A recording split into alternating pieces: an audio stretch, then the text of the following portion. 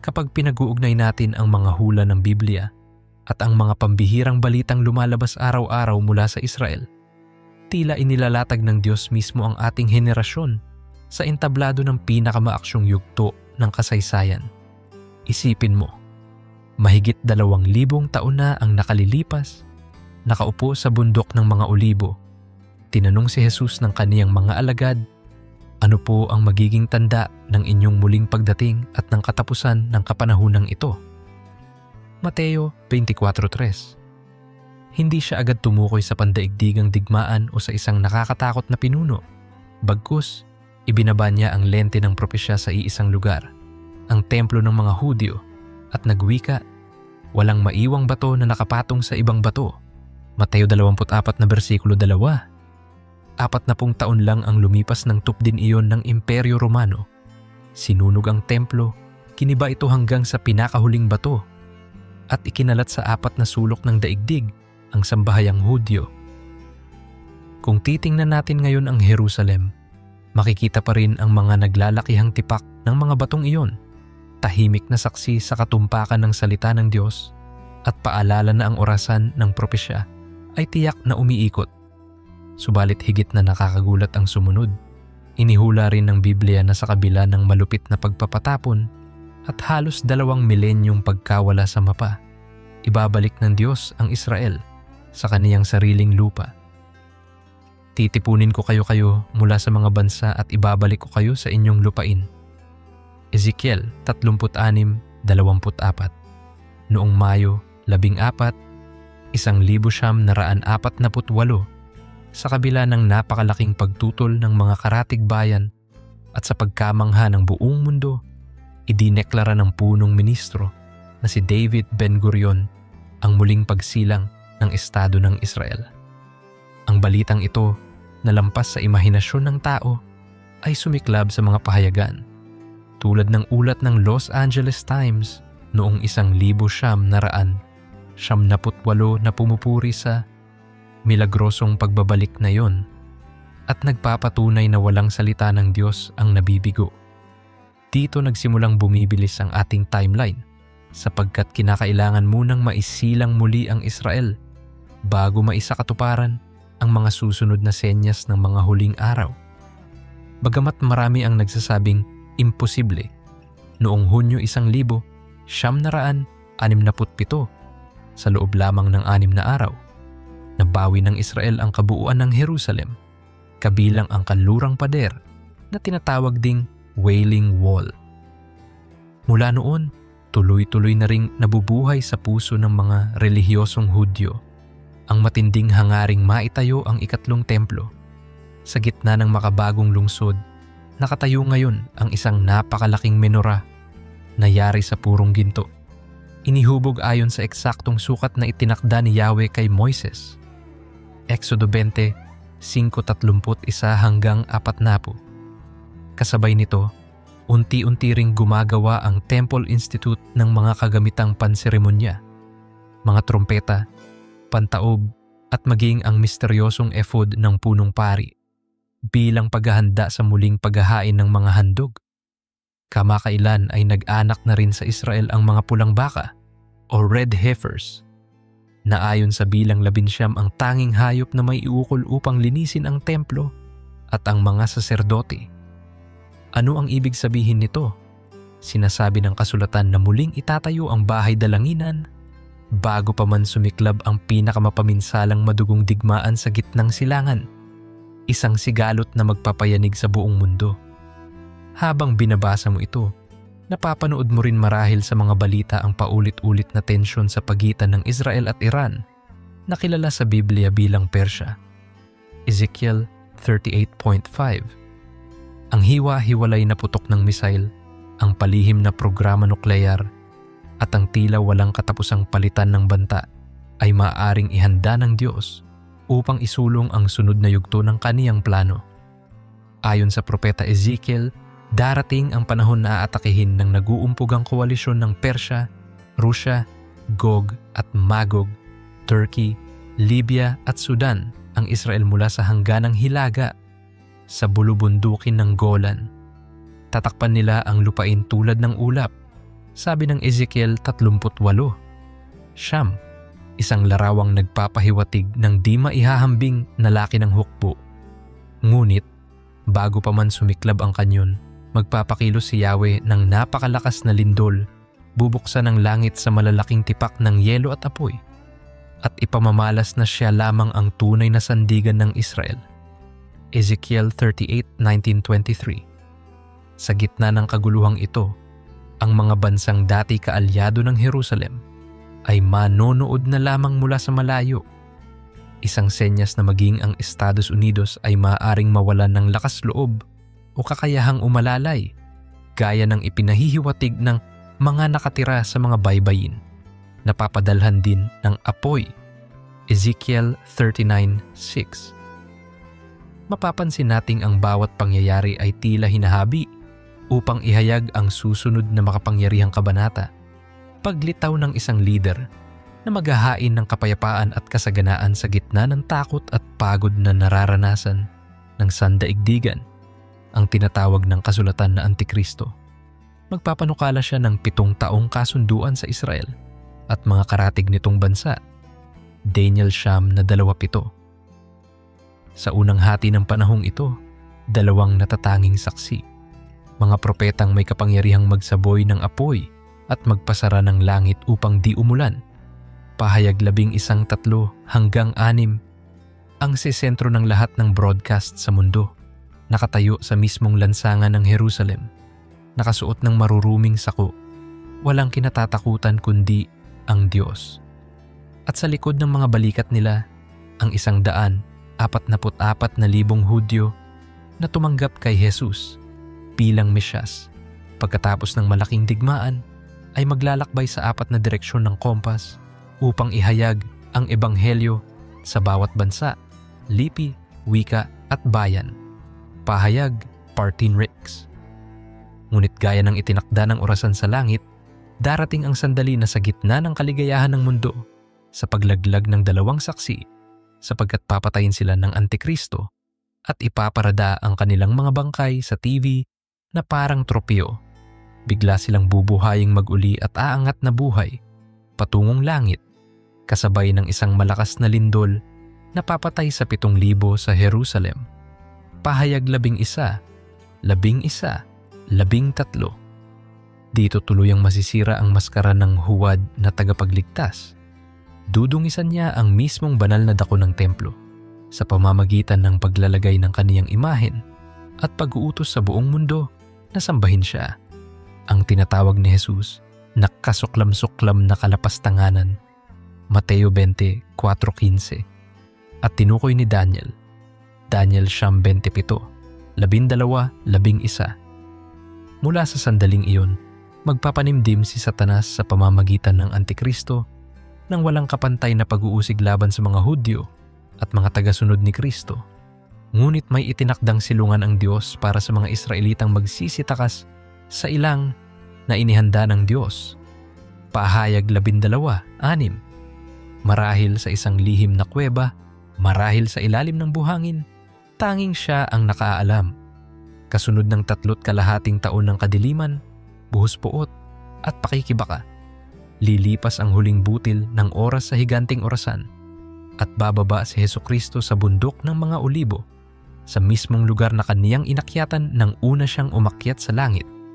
Gawa 1:11-12. Pagdampi ng kaniyang paa, mahahati ang bundok mula silangan hanggang kanluran. Zacarias 14:4. At gagapiin niya ang hukbo ng Antikristo sa isang iglap ng kaniyang hininga. 2 Tesalonica 2:8. Magtatatag siya ng isang pamahalaang matuwid na mamumuno mula sa trono ni David sa Jerusalem sa loob ng 1,000 taon. Pahayag 24:4. Pagkaraan nito, lilikhain niya ang isang bagong langit at bagong lupa kung saan hindi na magkakaroon ng luha, kamatayan, dalamhati o kirot. Pahayag 21:4. Sa araw na iyon, ang bawat dilay magkukumpisal na si Jesus ang Panginoon at ang bawat tuhod ay luluhod sa Kanya, Hudyo man o Hentil, hari man o hampas lupa, ateista man o relihiyoso. Kaibigan, Kung sinusubaybayan mo ang mga balita sa gitnang silangan at nakakaramdam ka ng takot o pangamba, alalahanin ang mga salitang ito. Ang langit at ang lupa ay lilipas, ngunit ang aking mga salita ay hindi lilipas. Mateo 20:4-35. Ang Diyos na tumupad ng kaniyang pangako kay Abraham, kay Moises, at sa bayan ng Israel ay siyang Diyos ding nagmamahal at tumatawag sa iyo ngayon. Ang layunin ng lahat ng tandang ito ay hindi para bigyan tayo ng labis na kaba, kundi upang akayin tayo sa pagnanais na maging handa sa pagbabalik ng ating hari. Ngayon ang araw ng kaligtasan, 2 Korinto 6:2. Huwag mong sayangin ang pagkakataong tanggapin siya bilang Panginoon at tagapagligtas, sapagkat kapag dumating ang huling pitik ng orasan, walang makapipigil sa pagdaloy ng mga pangyayaring nakasulat na. Samahan mo ako sa panalangin at pag-asa habang patuloy tayong nagmamasid sa mga palatandang ito, nagtataas ng mga kamay sa pagsamba at nagsasabing, Maranatha, pumarito ka na, Panginoong Jesus. Pahayag 22:20. Pagkaraan nating mailatag sa unang bahagi ang buong tanikala ng 17 tanda, panahon na upang lumalim, itali ng mas mahigpit ang bawat hibla ng hula, at iguhit kung paanong ang bawat paghakbang ng kasaysayan ng Israel ay nagiging malalakas na kalansing sa orasan ng Diyos. Ang hamon sa atin ay hindi na malaman kung totoong nagaganap ang mga palatandaang ito, sapagkat malinaw na nilang nilalagpasan ang larangan ng teorya, kundi kung handa ba tayong sumabay sa pintig ng plano ng Panginoon. Itong ikalawang bahagi ay maglalakbay mula sa guhong bato ng templo patungo sa pulso ng jitters sa Temple Mount hanggang sa madugong hamog ng Golan Heights, papasok sa madilim na libis ng tribulasyon at aakyat sa makinang na bukang liwayway ng pagbabalik ni Kristo. Buo ang pagkukwento, iisa ang boses, at saligan ang mapanatag na katiyakang ang salita ng Diyos ay hindi maaaring masira. Juan 10:30. Unang tanda, ang pagguho ng ikalawang templo. Walang bansang nakabatay ng ganoon sa isang santuwaryo tulad ng Israel. Ang templo ni Herodes ay puso ng pagsamba, kabuhayan at identidad. Gayon may ibinaba ni Jesus ang pahayag na wawasakin ito. Mateo 20:4-2.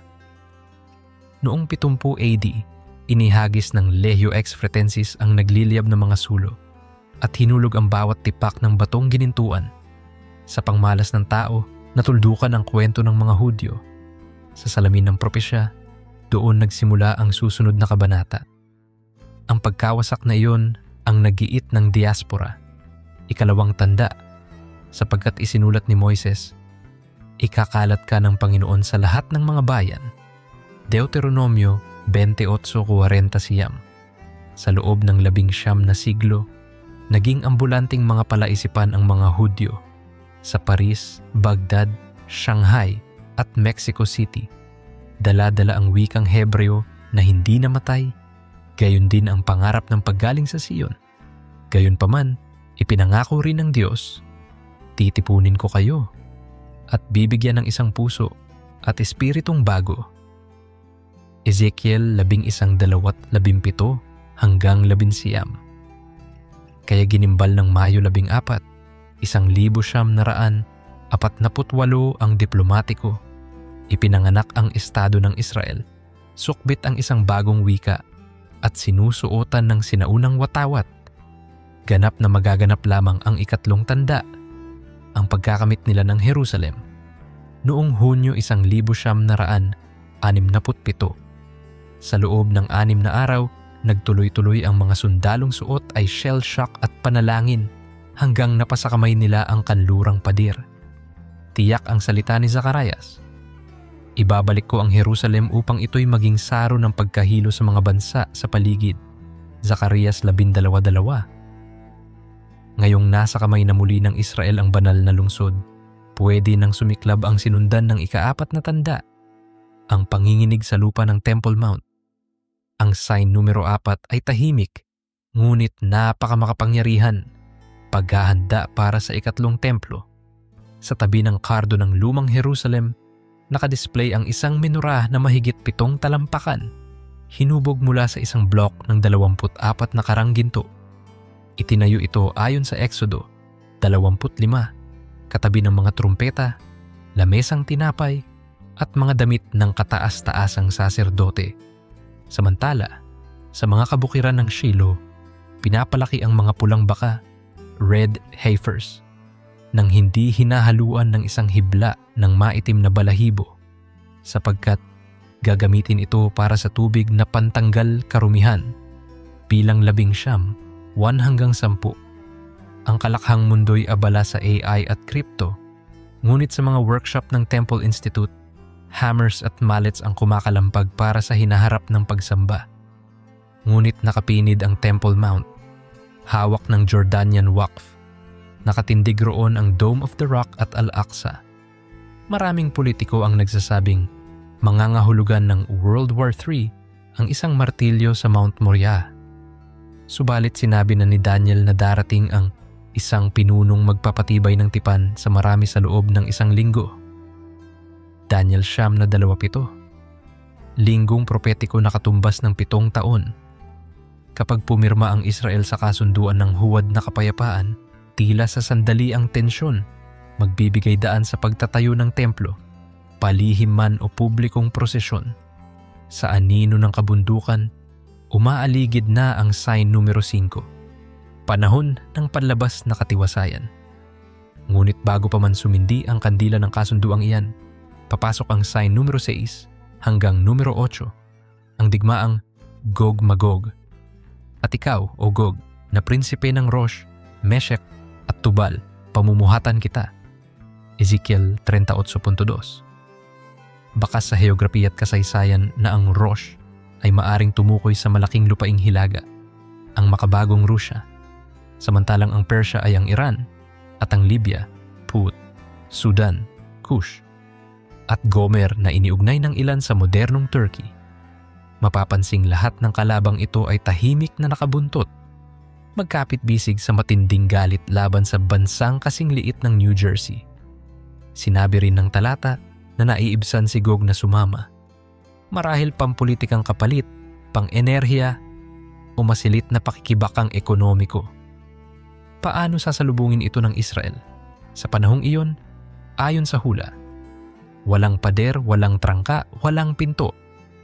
Ezekiel 38:11. Ang Israel, ibig sabihin, naniniwala sila sa kasunduang dibdib sa dibdib, nakatingin sa diplomasya sa halip na sa dome iron. Kapag kumubkob ang mga hukbo na gaya ng ulap, biglang yayanig ang lupa. Magkakaroon ng napakalaking lindol sa lupain ng Israel. Babagsak ang mga bundok. Ezekiel 38:22. Lalasunin ni Yahweh ang kanilang kompas. Mismong sandata nila ang puputok sa sariling kampo. Mauululan sila ng makakapal na batong yelo, apoy at asupre. Ezekiel 38:22. Sa sigalot na ito, isisilang ang pambihirang panahong espiritual. Makikilala ng mga bansa na ako ang Panginoon. Ezekiel 38:23. Ngunit may pangalawang epekto. Sign number 7. Ang malawakang digmaan, pag-urong ng dating tagapagtanggol. Sa panahon ng Cold War hanggang Gulf War, kinakabahang lumalapit ang Amerika tuwing tinatamaan ng Israel. Ngunit sinabi ng Ezekiel, 38 tula at 13 na ang Sheba at Dedan, karaniwang iniuugnay sa Arabian Peninsula, at mga mangangalakal ng Tarsis ay magtatanong lamang, dumating ka ba upang kumuha ng samsam? Sa madaling salita, may pag-aalangan, isang moral equivocation, hindi pakikialam. Sumasalamin ba ito sa kasalukuyang pagod panggera ng kanluran o kaya'y sa panloob na krisis pampinansya at moral? Anuman, nahuhulog ito ng sakto sa liham ng propesya. Pagkatapos ng tagpong iyon, sinambit ni Ezekiel 39. 6. Magpapadala ako ng apoy kay Magog at sa mga tumatahang tiwasay sa mga pulo. Maaaring ito'y direktang hatol na makalangit o isang chain reaction ng nuklear na sagutan. Hindi inililinaw ng teksto. Ang malinaw, liliit ang populasyon, luluha ang lupa, at maghahanap ang mundo ng pintuan ng pag-asa. Doon magsisimula ang sign number 9. Pag-angat ng Antikristo, isang pinunong may karisma, husay sa diplomasya, at bit-bit na blueprint ng 7 taong kapayapaan at katiwasayan. Sa pilitan niyang palalagdaan ng Israel at karatig nitong Arabong Estado, tatawagin iyon ng mga negosyante at UN na pinakamalaking tagumpay ng kasaysayan. Ngunit binigyang babala ni Pablo, kapag sinabi ng mga tao kapayapaan at katiwasayan, biglang darating ang biglang pagkawasak. 1 Thessalonica 5:3. Sa unang kalahati ng tagal na ito, lilitaw ang 2 saksi, sign number 10. Habang pumapailan lang ang drone camera sa City of David, maninindigan silang nakasuot ng telang saku, handang sumiklab ng apoy mula sa kanilang bibig upang ipagtanggol ang sarili. Pahayag 11:5. Titigil ang ulan sa utos nila. Literal na magtatakip ulap ang langit kapag nagwika sila sa pangalan ng Diyos. Kasabay nito, sign number 11, 144,000. Yudyong tinatakan sa noo mula sa bawat lipi. Pahayag 7:4-8. Dala nila ang bagong awit ng pagtubos, naglalakbay sa bawat kontinente upang ipagsigawan na si Yeshua, hindi politika, ang tunay na prinsipe ng kapayapaan. Isip-isipin, bawat salinlahi umuusig sa mga Hudyo, ngunit sa huling araw, sila pang mahimalang magiging tagapaghatid ng ebanghelyo sa sanlibutang pagod na pagod. Pagdating ng eksaktong 3.5 taon, papasok ang pinakakilabot na sign, ang kasuklam-suklam na kalapastanganan, sign number 12. Aakyat ang Antikristo sa banal na lugar ng 3 templo, magpapalagay ng sariling imahen, at iuutos na sambahin siya bilang Diyos. Mateo 24, 2 Thessalonica 2:24. Umuugong ang shofar ng panganib at ang mga Hudyo'y magtatakbong palayo, sign number 13, papunta sa ilang na ipinaghanda sa kanila ng Diyos. Pahayag 12:6. Pinagtatalunan pa rin kung Petra ba iyon, isang underground city, o ibang lihim na kanlungan. Sa bibig ng bangin o sa sinapupunan ng disyerto, ipakikita ni Yahweh na kaya niyang itago ang kaniyang bayan kahit sa dulo ng daga. Hindi pa tapos doon. Nilamon ng buhangin ng Negev ang pagpapanggap ng kapayapaan. Gumugulong ang sign numero 14, pagpatay sa 2 saksi. Walang Marawi siege o Gaza, flare up ang sasapat sa matinding pagsasaya ng mga tao roon. Magpapadala sila ng regalo, mag-aala Pasko sa tag-init dahil akala nila'y nanalo na sila laban sa Diyos. Ngunit makalipas ang 3 araw at kalahati, sign number 15, babangon ang 2 saksi, magkakaroon ng hininga mula sa Diyos at aangat sa ulap habang nanlilisik ang mata ng satellite news.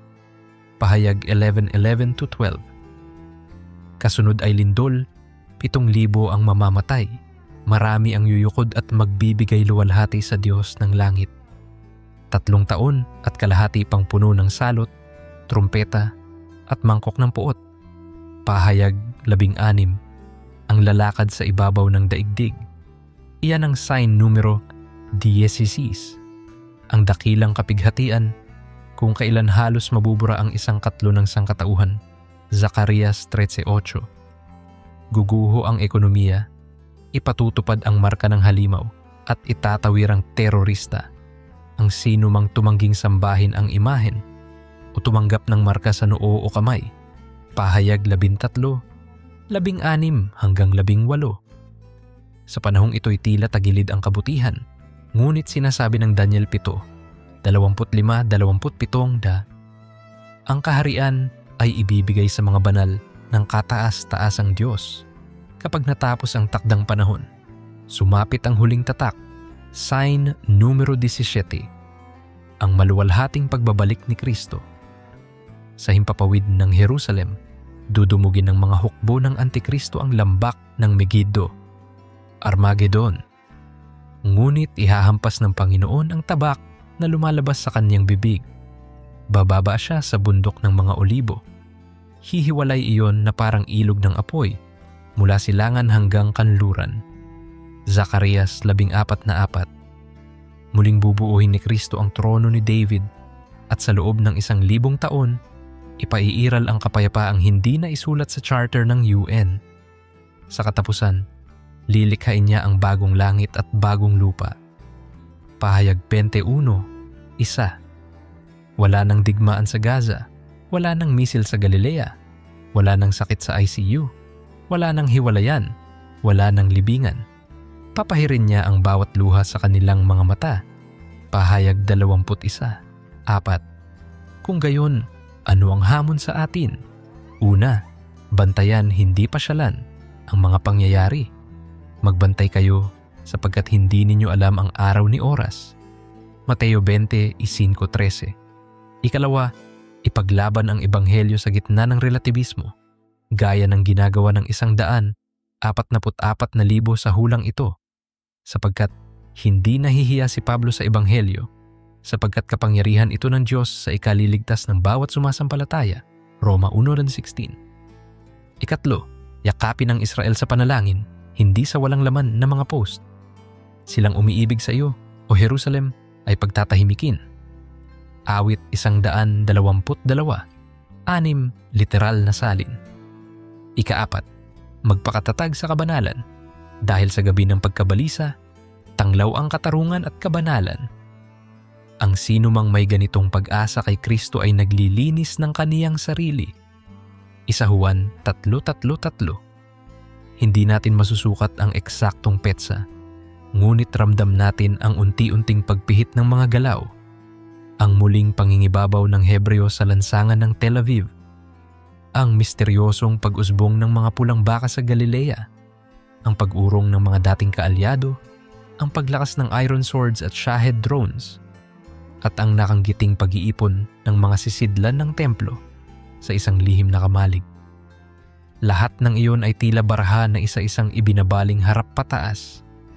Ngunit lampas sa titulong kahindik-hindik ng mga periodiko, tandaan, ang patotoo ni Jesus ay espiritu ng propesya. Pahayag 11:10. Nangangahulugan na ang layon ng propesya ay ibaling ang ating mga mata kay Kristo, ang korderong inihandog, ang leon ng Huda, ang hari ng mga hari. Ni hindi tayo dapat masilo ng takot sapagkat ang sakdal na pag-ibig ay nagpapalayas ng takot. 1 Juan 4:14. Kaya habang humuhugot ng hangin ang mundo, tila naghihintay ng susunod na pasabog sa Golan Heights o ng susunod na botohan sa UN, tayo na may huminga sa katiyakang ang Diyos ay kanlungan at lakas, handang saklolo sa kagipitan. Awit 46:1. Kung napapansin mong umiinit ang tuyong damo ng kasaysayan, alalahanin, hindi tayo akdang pang-tabloid na tinatawag lamang upang manood. Tayo'y bahagi ng napiling lahi upang ihayag ang kabanalan ng tumawag sa atin. 1 Pedro 2:9. Kaya't dumakila ka sa gawain mo bilang ina, guro, engineer, estudyante, habang kumikislap ang mga tanda. Umibig ka ng buong tapang, magpatawad ng walang susing reserba, at ipanalangin mong marinig ng kaluluwa ng kapitbahay mo ang musika ng mabuting balita. Sapagkat darating ang araw na ang bundok ng Moria ay muling maglalagablab hindi sa digma, kundi sa liwanag ng presensya ng Mesyas. Hanggat may hininga ka, may natitira pang kabanata para isulat ng iyong pananampalataya. Maranatha!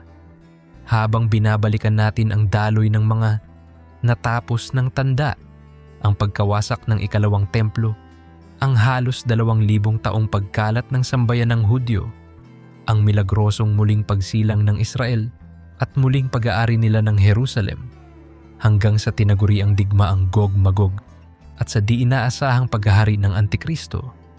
Lumalawak ang tanawin ng hula tungo sa pinakamakipot nitong lagusan, ang 7 taong tribulasyon na nakapaloob sa linggong binanggit ni Daniel 9:27. Sa ikatlong bahaging ito, sisilipin natin ang bawat sigid ng panahong iyon mula sa pagputok ng 7 tatak, seals, hanggang sa huling pagpintig ng ikapitong trumpeta, patungo sa naglalagablab na 7 mangkok ng puot, at sa wakas ay sa maluwalhating pagbabalik ng Mesyas. Sa prosesong ito, babaybayin din natin ang mahiwagang tema ng rapture, ang tandang 666, ang hatol sa Babilonyang makalupa, at ang 3 malalaking katanungan na lumulutang sa puso ng bawat mananampalataya. Bakit kailangang dumaan ang mundo sa napakatinding pagkapighati? Paano ba talaga inililigtas ng Diyos ang kaniyang bayan sa gitna ng bagyo? At sa pinakadulo, ano ang inaanyayahan niya sa ating gawin ngayon habang hindi pa humahampas ang huling bugso ng puot? Nagsisimula ang 7 taong yugto ng tahimik, halos imperceptible sa mga mata ng karamihan. Pirmado na ang kasunduang pangkapayapaan sa kabiserang lungsod.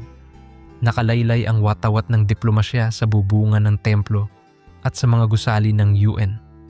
Pinipilahan ng turista ang freshly inaugurate na House of Prayer for All Nations. Samantalang mga ulat ng balitang ekonomiya ay nagsasabing golden decade daw ang inaasahan ng gitnang silangan dahil sa bagong himig ng kooperasyon. Subalit sa langit, binubuksan ng kordero ang unang tatak. Apokalipsis 6:1. Isang puting kabayo ang sumisikad, hudyat ng mapanlinlang na tagumpay ng Antikristo.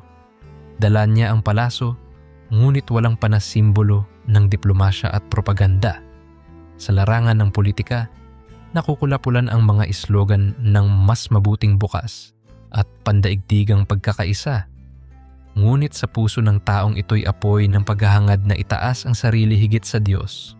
Sa Din Tesalonicos 2-3-4, sumunod ang ikalawang tatak, pulang kabayo ng digmaan.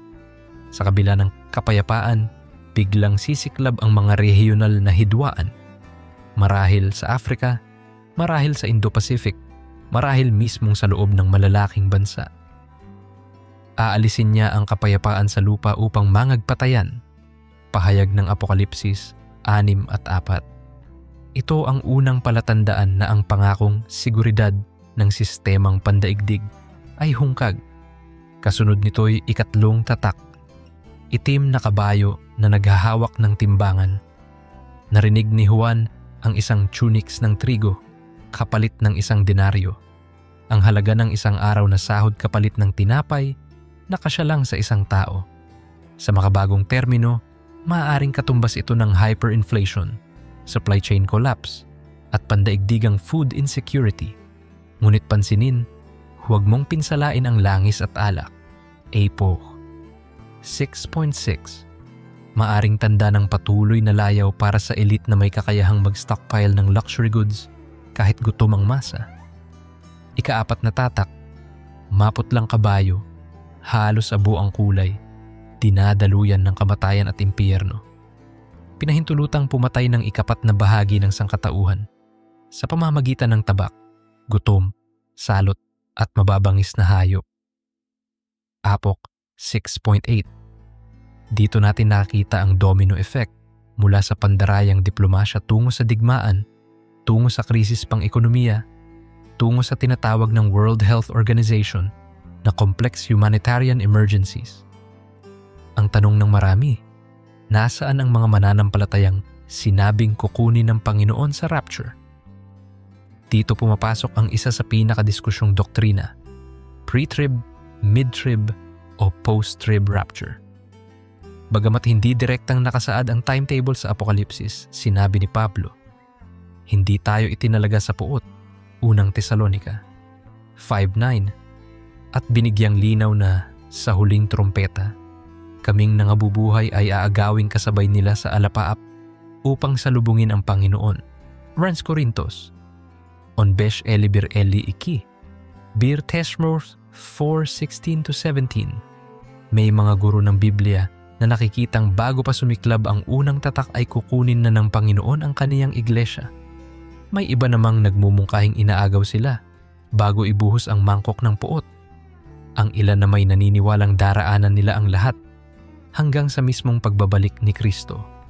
Ang mahalaga, sino man sa atin ay dapat laging nag-aabang, Lucas 21:36, sapagkat hindi ninyo alam ang oras. Ika-5 tatak, mga kaluluwang pinatay dahil sa patutuo ni Jesus ay sumisigaw sa dambana, hanggang kailan o Panginoong banal at totoo, bago mo kami ipaghiganti? Apok 6:10. Ibig sabihin, sa gitna ng kaguluhan, biglang tumataas ang alon ng pag-uusig. Isa pang prangka at mahapding paalala na ang pananampalataya kay Kristo ay hindi popular sa sistemang itinataguyod ng Antikristo. Nilalagyan sila ng puting kasuotan at sinasabihang maghintay hanggang makumpleto ang bilang ng kanilang mga kapatid na papatayin ding tulad nila. Walang sugar coating ang Panginoon. Ang pamumuhay para sa Ebanghelyo sa panahong iyon ay maaaring magbunga ng martiryo, ngunit may kaluwalhatian sa kabilang panig. Maikli lamang ang pagdurusa, ngunit walang hanggang bigat ng kaluwalhatian. 2 Korinto 4:17. Ika-6 na tatak, nanginginig ang langit at lupa. Ayon kay Juan, lumindol ang napakalaki. Nagkulay dugo ang buwan, naging itim na balabal na balahibo ang araw, at nagbagsakan ang mga bituin tulad ng bunga ng puno ng igos na inuga ng malakas na hangin. Apok 6:12-14. Sa wika ng modernong agham, maaaring katumbas ito ng cosmic disturbances, solar flares, meteor showers, o kombinasyon ng volcanic winter at atmospheric ash na nagpapadilim sa araw. Dahil dito, ang mga hari, mga dakilang tao, at bawat alipin ay magsisipagtago sa mga yungib at sisigaw. Bumagsak kayo sa amin, itago ninyo kami sa mukha ng kordero. Apok 6:15-17. Ironiya ng kasaysayan, sa halip na magsisi, mas pipiliin pa ng marami ang mga bato kaysa sa biyaya ng Diyos. Bago buksan ang ika-7 tatak, isiningit ni Juan ang isang makahulugang pahinga, ang selyadong 144,000 mula sa bawat lipin ng Israel. Apok 7. Sila'y nakatindig, pinapanatili ang pagkakilanlan nilang Hudyo at ang katotohanang si Kristo ang kanilang Mesyas. Kasabay nito, naghihiyawan sa langit ang napakaraming tao na walang makabilang mula sa bawat bansa, lipi, wika. Nakasukbit ang puting balabal at dala ang mga palma. Isang tanawing nagbibigay sigla sa sinumang mangangaral sa third world na tila walang nakakakilala kay Jesus. Ipinapaalala nitong walang latitude o longitude na hindi kayang abutin ng biyaya, ni bakbakan, ni pandemic, ni diktador, ni baha. Pagkabukas ng ika-7 tatak na pinagsasabay ng apokalipsis sa pagsisimula ng 7 trumpeta, magaganap ang isang mapanglaw na sandali. May katahimikan sa langit ng may kalahating oras. Apok 8-1. Parang buntong hininga ng sansinukob bago paulanan ng Diyos ang kaniyang matuwid na kahatulan. Sa una, bumababa ang hail at apoy na may dugo. Sinusunog ang ika-3 bahagi ng mga puno at lahat ng luntiang damo. Pagkaraan, bumabagsak ang isang nagbabagang bundok sa dagat, maaring mailarawan bilang asteroid impact, na pumapatay sa ika-3 bahagi ng yamang dagat at barko. Pangatlo, isang nagliliyab na bituin na tinaguri ang wormwood, lagang bituing mapait. Ang tumatama sa mga ilog at bukal, pinapait ang tubig at pinapatay ang marami.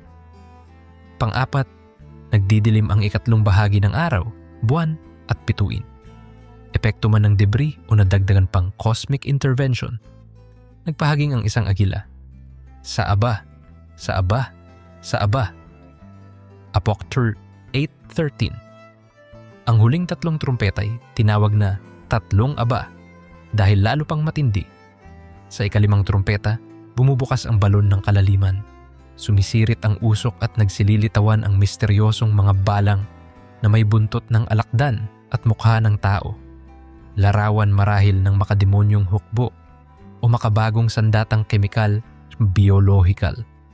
Hindi nila pinapatay ang tao, ngunit pinahihirapan ng 5 buwan. Hahanapin ko ng tao ang kamatayan, ngunit hindi nila ito masusumpungan. Apok 9:6. Ika-6 na trumpeta. Pinakakawalan ang 4 na anghel sa ilog Euphrates upang pumatay ng 3 bahagi pa ng sangkatauhan. Isang hukbong bilang ay 200 milyon. Mapansin nating may kakayahan na sa kasalukuyang demografiya ng Asya na magmustering ng ganitong laki ng hukbo. Lumilikha ng kilabot na tanong kung ang hula ba'y nakaharap na sa atin ngayon. Subalit sa gitna nitong pananalasa, hindi pa rin nagsisi ang mga tao sa kanilang mga gawa. Apokalipso 9:20, Odin. Nakakakilabot ang tigas ng pusong tao. Kahit ginugunaw na ang paligid, ayaw pa ring itakwil ang rebulto, drogang hindi makaahon at sexual na kalaswaan. Kaya pinatitigas nila ang sarili sa nalalapit na hatol. Sumisingit dito ang isang matamis na tanawin. Binibigyan si Juan ng maliit na balumbon na kaniyang kinakain. Mapait sa bituka, matamis sa bibig. Apokalipso 10. Pinapaalala sa atin na kahit mapait ang mensahe ng kahatulan, matamis pa ring ihayag ang katotohanan sapagkat nagliligtas ito. Dito humahalo sa eksena ang 2 saksi na tinalakay na natin sa bahagi 2. Tatayo sila sa Jerusalem ng 1,260 araw, eksaktong 3.5 taon habang bumibilang ang unang hati ng tribulasyon. Kapag natuldukan ang kanilang ministeryo, papasok na ang midpoint, pagpatay ng Antikristo sa kanila at pagbubuyang-yang ng kani-kanilang bangkay sa media circus. Sa mismong sandaling iyon, babasbasan din niya ang sarili bilang Diyos at ilalagay ang kaniyang imahen sa loob na bahagi, Holy of Holies, ng 3 templo. Ang kasuklam-suklam na kalapastanganan, Mateo 24:15. Kasabay nito, ipatutupad niya ang marka ng halimaw sa noo o kanang kamay, 666 na nagdidikta sa ekonomiya. Walang sino mang makapagbili o makapagbenta kung wala nito. Apokalipso 13:16-17. May haka-hakang microchip, blockchain tattoo o iris scan. Subalit higit sa teknolohiya, tandaan natin ang espiritual na katotohanan. Ito'y sagisag ng pagsamba at absolute allegiance kay Satanas. Dito nahahati ang sangkatauhan sa 2. Yaong tatanggaping ikaltas ang bituka para sa temporal na ginhawa at yaong pipiliing magutom, ngunit mananatiling tapat sa kordero. Ang 2 grupo ang tinawag na mga nagtitiis sa pananampalataya, yaong nag-iingat ng mga utos ng Diyos. Apoks 14:12. Mula rito, bubuhos ang 7 mangkok ng puot, pinakamakitid na saklaw sa 7 taong kwento, malamang sa huling 1.5 taon lamang. Isa-isang sasalpok, masasakit na sugat sa may marka, tubig dagat magiging dugo, ilog at bukal, dugo, araw, pasisikatin ng makapaso, trono ng hayop, magdidilim at lalawakan ang kirot, ilog Euphrates, matutuyo para ihanda ang daan ng mga hari buhat sa silangan, at sa panghuli, natupad na. Isang lindol na hindi pa nasaksihan ng mundo, hahating parang tinapay ang mga pulo, igugupo ang Babylonyang lungsod, at magpabagsak ng batong yelo na may bigat ng halos 50 kilo kada isa. Apokalipso 10. Sa puntong ito, nagkakatipon ang mga hukbo ng mundo sa lambak ng Megiddo, tinatawag na Armageddon. Marami ang nag-iisip na ito'y literal na sunang militar. Totoo, hanggang ngayon ay may airbase at strategic overlook sa lugar na iyon. Ngunit higit pa roon, simbolo ito ng pinagsama-samang rebelde ng sangnilikha laban sa may likha.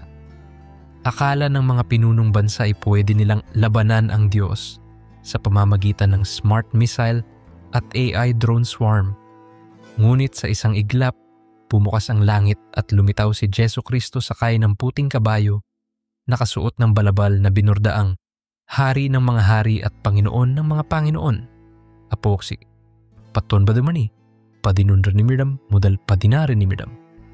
Wala pang isang talata, tinalo niya ang hayop at ang huwad na propeta. Itinapon sila buhay sa lawa ng apoy. Nangapos ang hininga ng mga militar nang hamakin sila ng tabak na lumalabas sa bibig ng tagapagligtas. Ang mismong salita ng Diyos. Sa katahimikang sumunod, narinig ni Juan ang isang anghel na nagpasaya sa araw. Mapapalad ang mga inanyayahan sa kasalan ng kordero. Apocalypse 1999. Ito ang pagsilang ng milenyong kaharian, 1,000 taong paghahari ni Kristo mula sa trono ni David sa Jerusalem. Apokalipsis 24-6. Tutuparin nito ang walang hanggang pangako ng Diyos kay Abraham, Isaias at Zacarias na ipakikita niyang literal na papatubuin ang disyerto, ibabalik ang leon at tupa sa iisang pastulan, at ituturo ang daan ng kapayapaan. Mula siyon lalabas ang kautusan. Isaias 2:3. Sa kurso ng milenyong iyon, si Satanas ay nakagapos sa kalaliman, hindi na makapandaraya sa mga bansa. Ngunit matapos ang 1,000 taon, pagpapalayain siya sandali. Isang nakagugulantang na huling pagsubok. Kakampihan pa rin ng ilan ang kaniyang panlilinlang, nakikitang kahit sa perpektong kapaligiran, walang kaligtasan para sa pusong pagtatanim kung hindi niyuyukuan si Kristo. Mabilis na lilipulin ng apoy mula sa langit ang rebelyon at ihahagis na rin si Satanas sa lawa ng apoy. Di na makakabalik magpakailanman. Susunod ang dakilang puting trono kung saan bubuksan ang mga aklat ng gawa at higit sa lahat ang aklat ng buhay.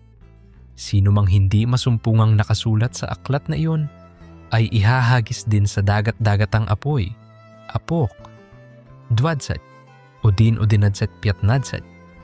Napakaseryoso ng tagpong ito sapagkat walang maitatagong search history, walang maidedeklara sa BIR o maitatagong press release. Ang pagpapatawad ay naririto na ngayon, subalit sa oras na iyon, walang apela ang hahawakan. Ngunit sa huli, nag-uusbong ang pag-asa. Nakita kong bumababa buhat sa langit ang isang bagong langit at bagong lupa. Wala nang luha, sakit o kamatayan, sapagkat ang dating bagay ay lumipas na. Apok 21:1-4.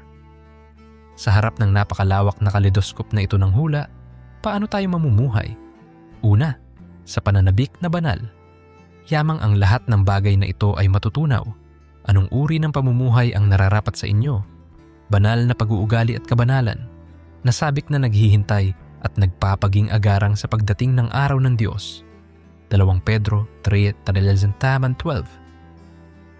Ang salitang nagpapaging agarang, Greek speudontas, ay nagpapahiwatig ng pakikilahok. Hindi tayo pasibong audience. Tuwing ibinabahagi mo ang ebanghelyo, tuwing inaakay mo ang kaibigan mula sa depresyon patungo sa pag-asa kay Kristo, parang pinapabilis mo ang araw na iyon. Ikalawa, sa tapang na may kahabagan.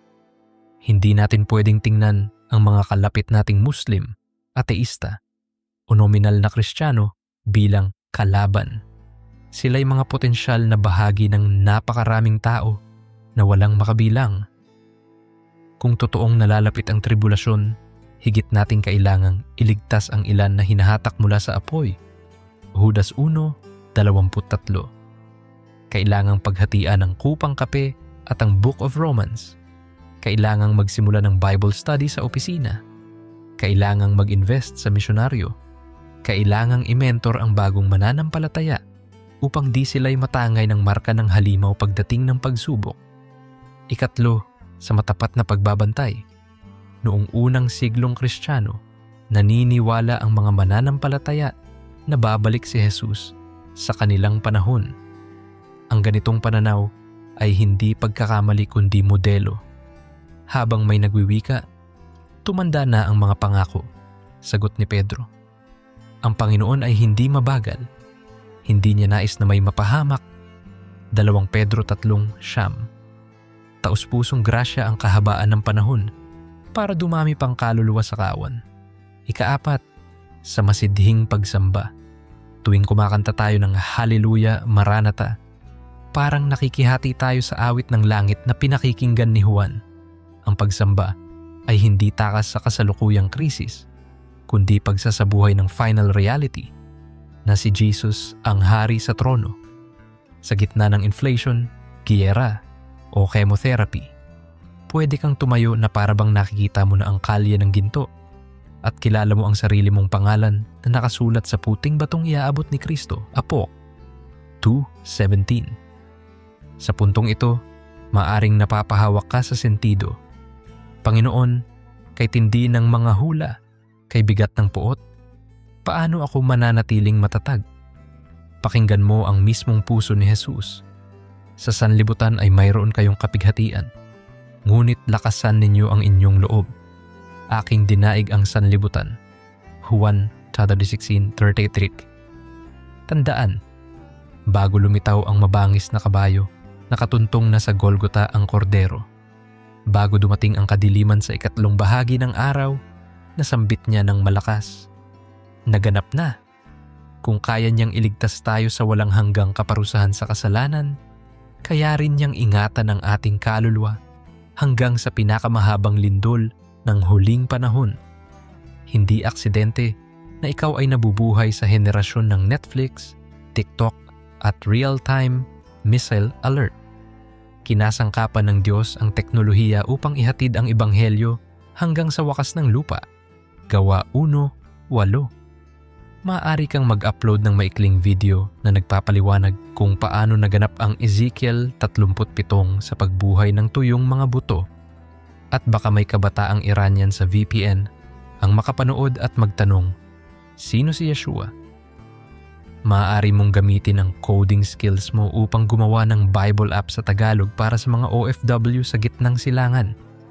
Hindi mo kailangang maghintay ng dramatic calling. Sapat na ang malinaw na utos. Gawin ninyong alagad ang lahat ng bansa. Mateo 20:8-19. Kung ikaw na may lugmok sa pagkakasala at natatakot na baka maiwan, lumingon ka kay Pedro. 3 beses niyang ikinaila ang Panginoon, yet hinila siya ng biyaya at ginawa pang bato ng iglesia. Bago lumipad si Jesus patungong langit, inanyayahan niyang haplusin ang kaniyang mga sugat si Thomas, ang duda. Ang biyaya'y laging mas malawak kaysa sa pagkakasala. Kung ipinapahayag natin ang ating kasalanan, siya ay tapat at banal. 1 Juan 1:9. Mas gugustuhin mong magbalik loob ngayon kaysa hintaying maipit sa desisyon ng tanda ng halimaw. Sa araw na ito, kung maririnig mo ang kaniyang tinig, huwag papagmatigasin ang puso. Hebreo 3:15. Sa pagtatapos ng ikatlong bahagi, tila nakababaliw ang lawak ng larawang iginuhit ng Biblia.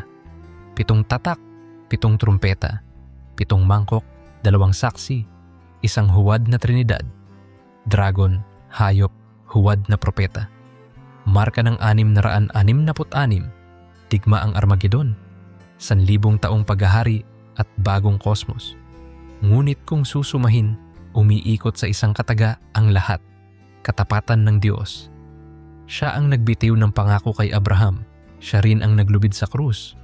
Siya ang nagundang sa pulang dagat ng pagkakasala. Siya ring magtatawid sa atin sa dagat-dagatang apoy. Siya na nagpasimula ng mabuting gawa sa inyo ay tatapusin niya ito. Filipos 1:6. Kaya, humakbang kang may alinlangan man ng tuhod, sapagkat hindi pananampalatayang walang batayan ang hinahawakang ito, kundi nakasandig sa kasaysayan ng Diyos.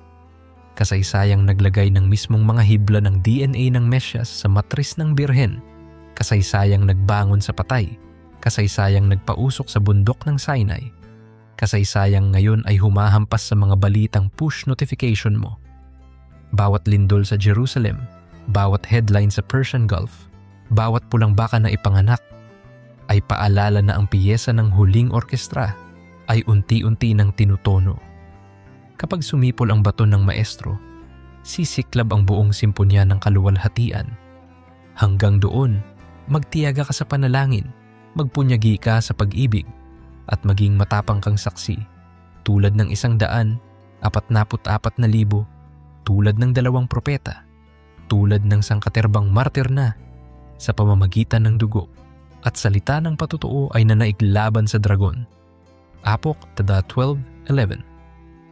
At kung sakaling manghihina ka, Idampi mo sa puso ang huling mga kataga ng pinakamamahal na pangako. Oo, akong si Jesus ay darating na. Apok prakon ta dwadset, druhu dwadset.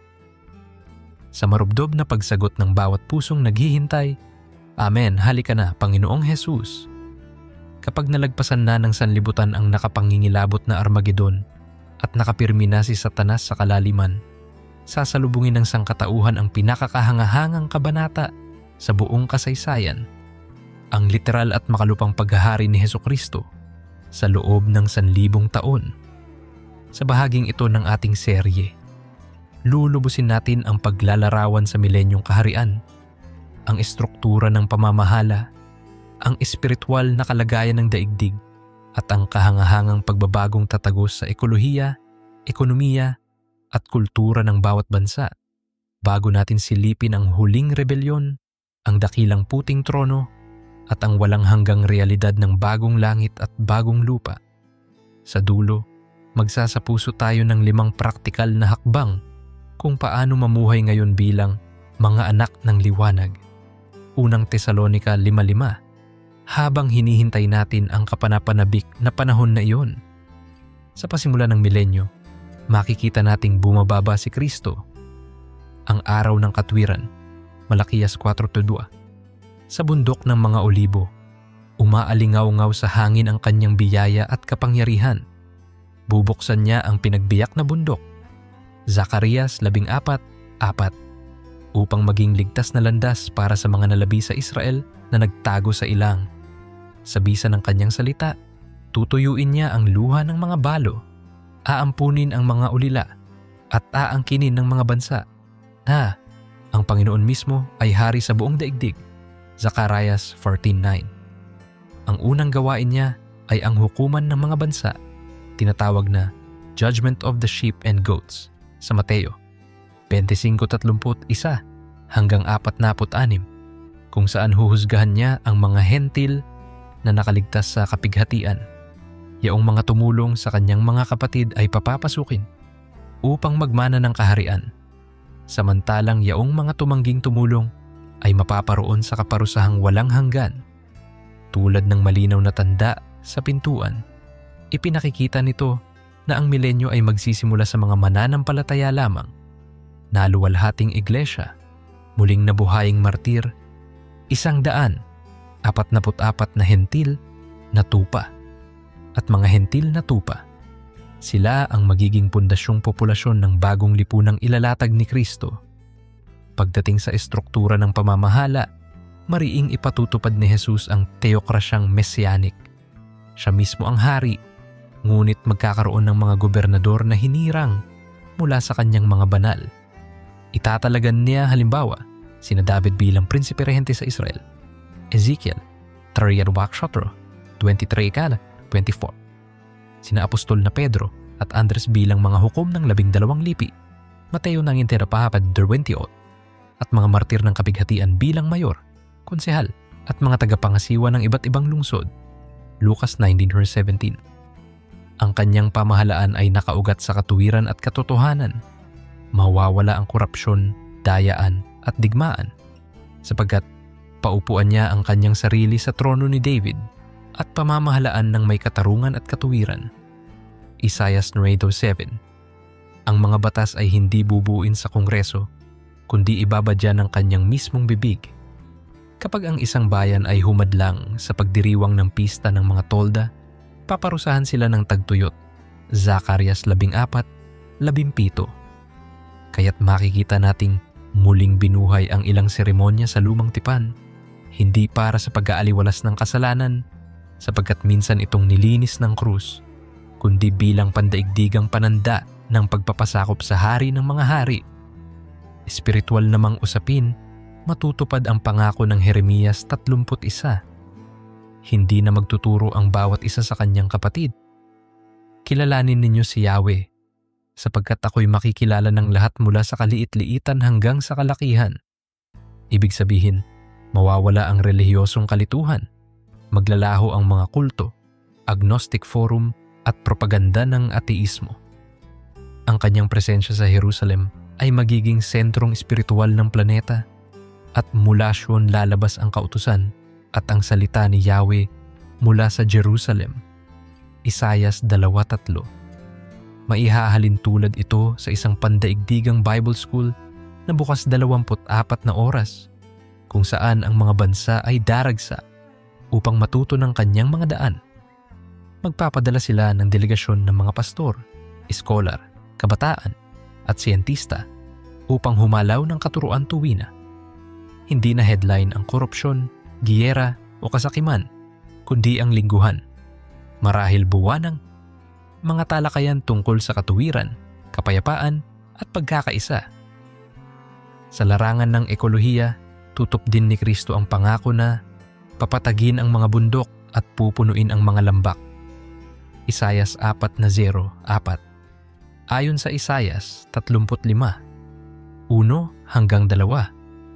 Magagalak ang ilang at ang tuyong lupa, mamumulaklak na parang liryo. Makikita nating muling uusbong ang mga kagubatan sa Sahara. Magpupuspos ng prutas ang Negev at lalawak ang coral reef sa Pasipiko. Magbabalik ang balanseng biosphere sapagkat ang lupa ay mapupuno ng kaalaman tungkol kay Yahweh gaya ng pagtakip ng tubig sa dagat. Isayas 11:9.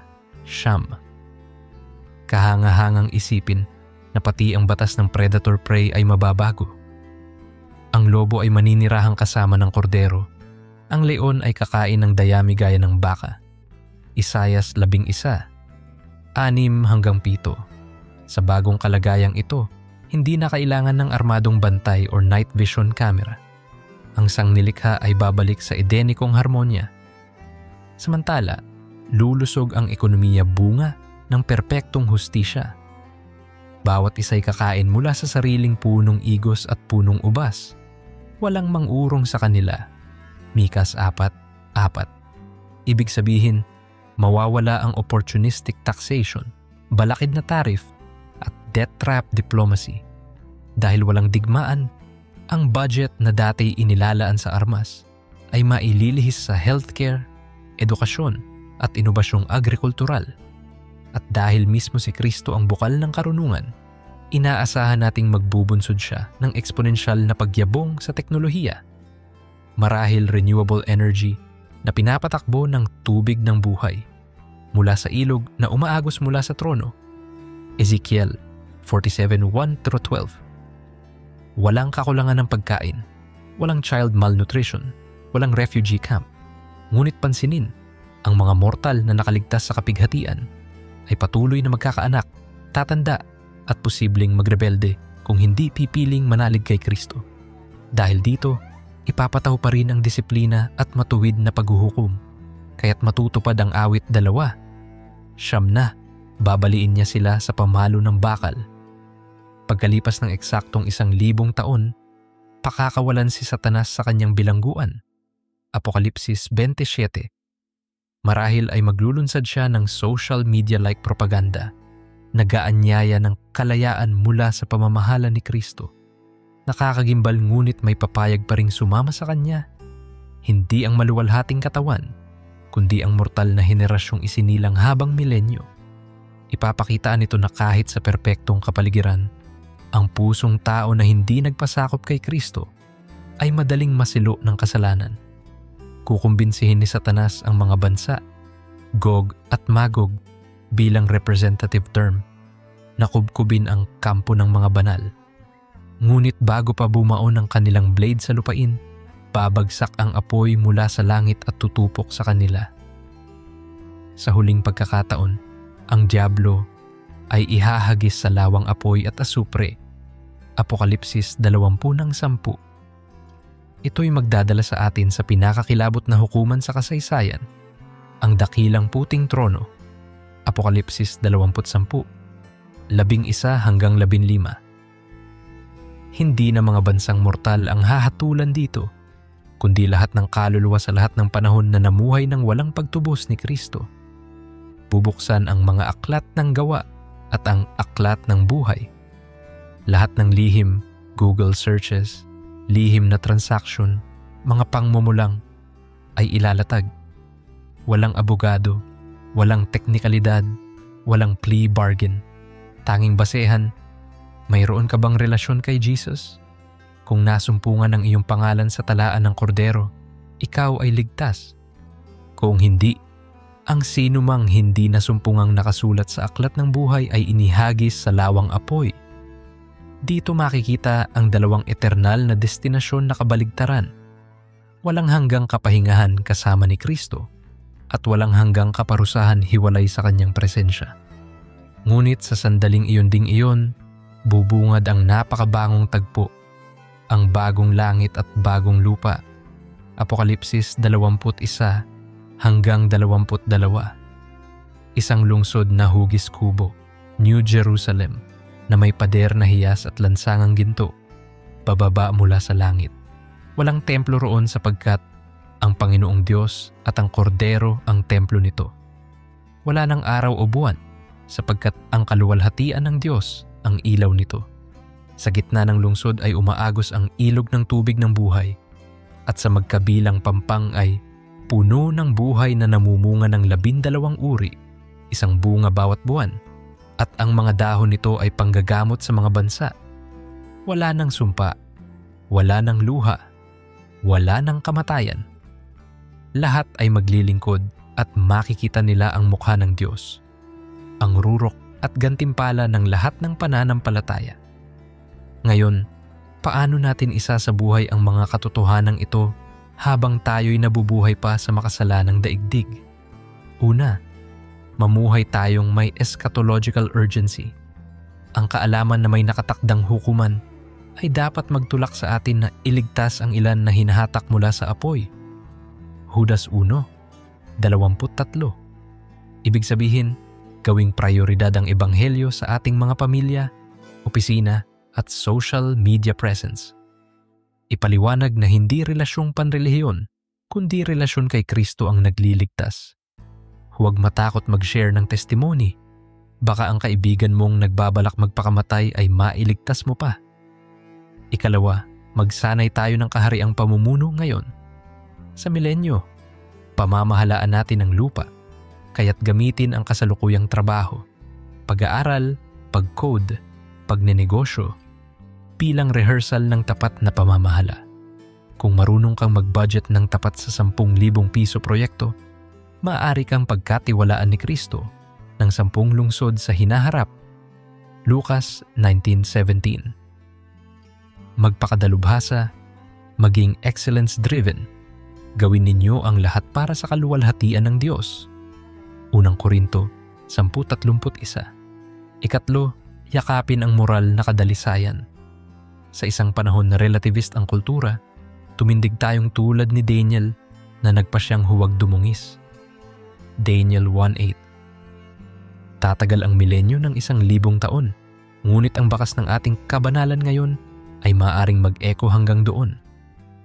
Iwasan ang pornografiya, dishonesty, at abuse. Ipamuhay ang banal na espiritu sa pamamagitan ng pag-ibig, kagalakan, kapayapaan, pagpipigil sa sarili. Galatia 5:22-23. Ikaapat, ipanalangin at pagpalain natin ang Israel. Bagamat malinaw ang kanilang papel sa hinaharap, patuloy silang dumaranas ng pag-uusig at stigma hanggang ngayon hinihikayat tayo ng awit 122:6. Idalangin ninyo ang kapayapaan ng Jerusalem. Maaari kang mag-partner sa mga messianic ministry, sumama sa prayer watch, o mag-host ng Bible study tungkol sa Romans 9-11 upang maunawaan ng iglesia ang misteryo ng pagpasok ng kabuuan ng mga hentil. Ikalima, maging disipulo ng pag-asa. Ang propesya ay hindi primarily timeline kundi love letter ng Diyos. Kapag binabasa natin ang Apokalipsis, huwag lamang tumikim ng thrill ng future events. Damhin natin ang pinupusok na puso ng Ama na nais manirahan kasama ng kanyang mga anak magpakailanman. Hayaan nating bungkalin ng pag-asa ang ating liturhiya. Mag-communion tayo tuwing linggo bilang anunsyo ng kamatayan ng Panginoon hanggang siya'y dumating. 1 Korinto 11:26. Umawit tayo ng mga kantang naghahangad sa bagong langit upang ang mga choir rehearsal natin ay maging preview ng worship sa New Jerusalem. Sa pagwawakas ng ika-4 na bahagi, pagnilayan natin ang huling panalangin ni Kristo sa Juan 17:24. Ama, ibig ko na kung saan ako naroon ay makasama ko rin yaong mga ibinigay mo sa akin. Ang layunin ng buong kasaysayan ay mapagsama tayo at si Jesus sa isang hindi na matitibag na komunyong may galak. Habang naglalakbay tayo sa gitna ng putukan ng mga kontrobersya, AI ethics, geopolitical upheaval, climate anxiety, kay gandang huminga at sabihing, ako'y mahal ng hari at may takdang trono sa kanyang kaharian. Hindi ito escapism, ito ang pinakadapat na realidad. Kaya't kapag nagising ka bukas at nakita mong may bagong alon ng kaguluhan sa balita, tumanim sa puso mo ang 3 salitang ito. Tatagal ito, ngunit hindi magwawagi. Sapagkat siguradong darating ang araw na ang kidlat ng silangan ay sisikat patawid sa kanluran. At sa liwanag niya, lahat ng luha ay maglalaho, lahat ng tanong ay masasagot, at lahat ng pagsubok ay magiging kwento ng papuri. Hanggang sa araw na iyon, manatili tayong tapat. Ang dumaraig ay pagmamahari kasama ko. Apokalipsis 3:21. Maranatha, ang sukat ng walang hanggang pag-asa ay hindi nasusukat sa dami ng propetikong detalye, kundi sa lalim ng pagbabagong nagaganap sa puso ng tumatanggap nito. Sa ika-5 bahagi ng ating serye, titigisin natin ang pinakamatigas na katanungan ng pananampalataya. Ano ang magiging buhay natin magpakailanman sa bagong langit at bagong lupa? Ano ang ibig sabihin ng makikita nila ang mukha ng Diyos? Pahayag 22:4. At paano maghuhugis ang gantimpalang iyon sa bawat desisyong ginagawa natin ngayon? Sa pamilya, trabaho, paglilingkod, at sa mismong pribadong bulwagan ng konsyensya. Hahabit tayo ng mga mensaheng pumapatnubay sa espiritu at eskolar na katotohanan mula Genesis hanggang pahayag upang masilip natin ang walang katapusang tapestry ng layunin ng Diyos. Nais niyang tipunin ang lahat ng bagay kay Kristo, ang mga bagay sa langit at sa lupa. Efeso 1:10. Sa bawat talata, sisikapin nating maaninaw ang pintig ng pusong iyon. Simulan natin sa mismong pintuan ng walang hanggang luwalhati, ang bagong Jerusalem. Inilarawan ito ni Juan na gaya ng kasintahang inihanda para sa kasintahang lalaki. Pahayag 21:2. Ang wika ng pag-ibig, hindi lang arkitektura, ang ibig ipahiwatig. Tayo ay inaasahang manatili roon upang maranasan ang kasukdulan ng kagalakan sa presensya niya. Awit 16, 11 pahina. Isang lungsod na sakdal ang sukat, 12,000 estadyo bawat gilid, humigit kumulang 2,200 kilometro. Tila sinadya upang ipakitang walang naiiwang mananampalataya. Sapat ang espasyo para sa lahat, mula sa pinakaunang martir kay Esteban hanggang sa huling kabataang taga-Sudan na tatanggap kay Jesus bago bumuhos ang apoy sa huling paghihimagsik ni Satanas. Ang mga pader ay hiyas, ang mga tarangkahan ay perlas, at ang mga lansangan ay ginto. Hindi para ipagmayabang ang yaman ng lungsod, kundi upang sabihin na ang pinahahalagahan natin ngayong material ay magiging karaniwang aspaltong dinaanan sa walang hanggang kaharian. Ang tunay na yaman ay ang presensya niya. Sa gitna ng lungsod, umaagos ang ilog ng tubig ng buhay. Pahayag 22:1. Pinag-uugpong nito ang trono ng Diyos at ng Kordero, isang larawang nagpapakita na ang buhay na walang hanggan ay hindi basta immortality. Ito ay communion, patuloy na pagsasaluhin ng Diyos at ng tao. Kabigha-bigha ang detalyeng malinaw na parang kristal, sapagkat sa kasalukuyang daigdig, bihira tayong makakita ng tubig na walang latak. Pinapaalalahanan tayong sa bagong orden ng paglikha. Mawawala ang polusyon ng kasalanan at magiging malaya ang bawat molekula para sukatin at ipahayag ang kaluwalhatian ng lumikha. Sa pampang, ay nakatayo ang puno ng buhay, namumunga ng 12 uri, isang bunga bawat buwan. Ipinahihiwatig nito na may panahon pa rin at pag-unlad. Hindi tayo magiging static na estatwa. Ngunit hindi na ito sakop ng pagkabulok. Roma 8:21. Ang ating paglago ay walang limitasyon at ang mga uri ng bunga ay kumakatawan sa walang hanggang sariwang karanasan kay Kristo. Bawat buwan, bagong himig ng biyaya. Kung gayon, ano ang gagawin ng mga banal magpakailanman? Una, maglilingkod sila sa Kanya. Pahayag 22:3. Ang salitang Griego na latreo ay ginamit din para sa pagsamba sa templo. Ibig sabihin, ang trabaho natin sa eternidad ay magiging lubos na pagsamba. Maaari kang italaga ni Kristo bilang kompositor ng bagong himno, arkitekto ng mga galaktikong hardin, o tagapayo ng sumisibol na sibilisasyon sa isang bagong nilikhang planeta. Hindi bilang mga Diyos, kundi bilang mga katiwala na taglay ang ganap na katalinuhan. Unang Korinto 13:9. At hindi na kayang madungisan ng kasalanan. Isipin, ang talento mong nakatago ngayon, pagsusulat ng tula, pag-eeskultura, pangangasiwa sa agrikultura, ay magiging binhi ng walang katapusang bukasyong pinaging dalisay ng apoy ng kabanalan. 1 Korinto 3:13. Samantalang ang kasiyahan ay lalago siklo-siklo, hindi kailanman mauudlot ng pagod sapagkat ang Panginoong Diyos ang ilaw nila. Pahayag 22:5. Ikalawa, maghahari sila magpakailanman. Pahayag 22:5.